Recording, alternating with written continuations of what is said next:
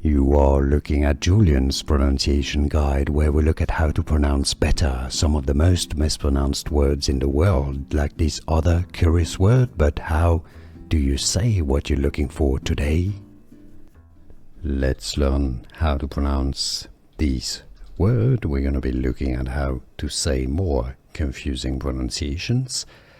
So there are different pronunciations here because this is a masculine given name that is used in English, but it's also a letter from Hebrew.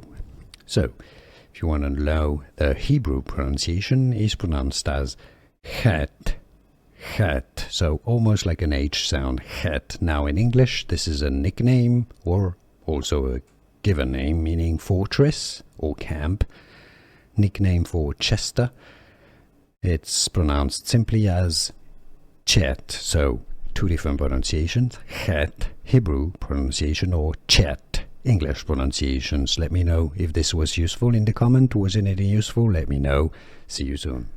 Here are more videos on how to pronounce more confusing words and names too many mispronounced. Like this video if you found it useful. I appreciate your support. I'll see you soon and thanks for watching.